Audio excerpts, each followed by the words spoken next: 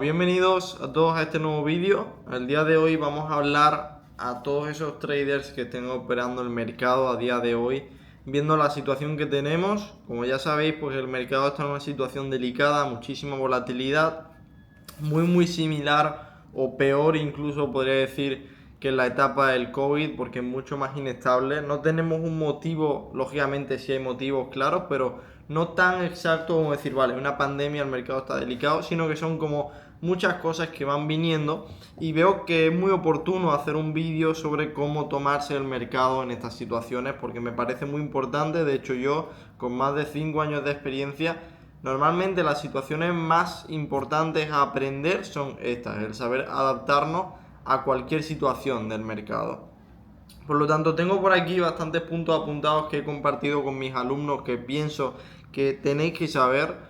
Y mirad, os voy diciendo, ¿vale? Primero, para mí en mi caso, yo opero scalping, tengo una estrategia de scalping y también de intradía. Refiriéndome en caso de scalping, si operáis a corto plazo, tenemos que entender que el mercado a corto plazo va a ser mucho más impredecible que antes. Porque, a ver, no es que antes fuera impredecible, sino que no es tan predecible como el largo plazo. Entonces, si le sumamos esa volatilidad, ahí el mercado va a estar mucho más inestable. Quizás respete largo plazo, pero corto plazo como que le va a dar un poco igual, va a empezar a saltarse análisis y demás. Por lo tanto, primero, tenéis que tener muy claro, en mi caso, mi plan de scalping no me permite adaptarme a estas situaciones, simplemente esperar a que dé mis confirmaciones y entonces entrar. Pero si estas no se dan y si yo busco 10 puntos y está moviendo por segundo 20, no tiene ningún sentido meterme al mercado.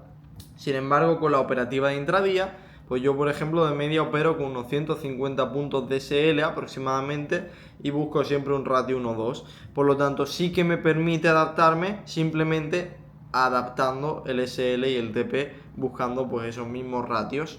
Pero es muy importante saber adaptarnos. Si yo opero una media SL de 150 puntos en intradía, no los puedo buscar ahora, y si los busco tengo que entender que la probabilidad de tocar un SL es mucho más fácil a 150 puntos en un día normal sin esta volatilidad. Entonces muy importante tener eso en cuenta al final, sobre todo para scalpers. O sea, si operáis scalping como yo en una parte, tenéis que entender que es más rentable meterse a la ruleta que meter una operación a buscar 10 puntos en la apertura de Nueva York.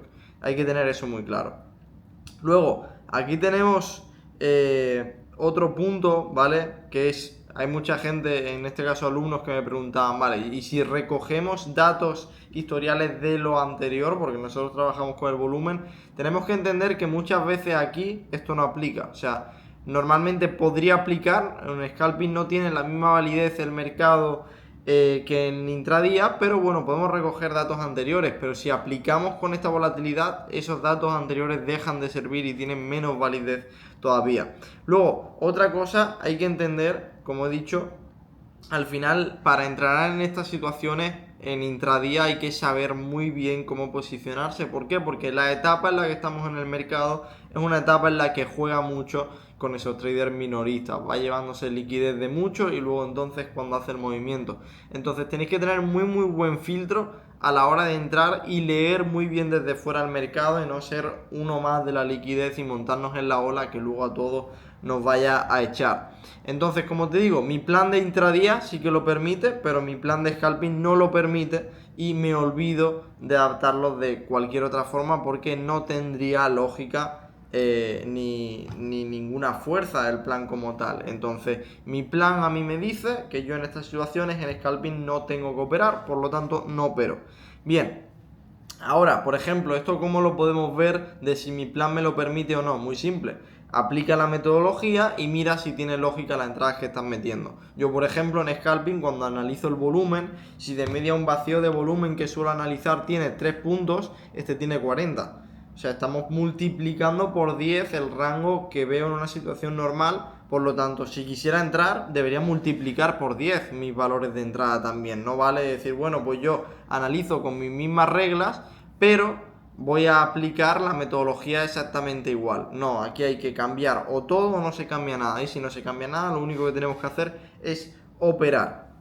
Luego, otra cosa muy importante, porque esta volatilidad sí y otras volatilidades no. Hay que entender que al final aquí tenemos un contexto muy de pánico del mercado. O O sea, estos primeros días sobre todo tan volátiles, porque anteriormente venía siendo volátil sí, pero no venía siendo una volatilidad que digas tú es volatilidad brusca como la que está haciendo ahora, sino que es una volatilidad con una dirección. El mercado tenía que bajar y ha bajado mucho más de lo normal, pero tenía que bajar. Ahora a día de hoy no se sabe qué es lo que puede hacer, si bajar sin parar todavía, si empezar a acumular, si empezar a subir y bajar. Entonces esa indecisión es lo que aumenta el VIX, que es el gráfico que mide el pánico en el mercado. Por lo tanto, en situaciones así, lo mejor en scalping, como te digo, es quedarse quieto, y en intradía quedarse quieto esperando un movimiento seguro. No quiero decirte que no puedes entrar con volatilidad, sino esperar al momento correcto y no meternos a la primera de turno y que luego nos manipulen.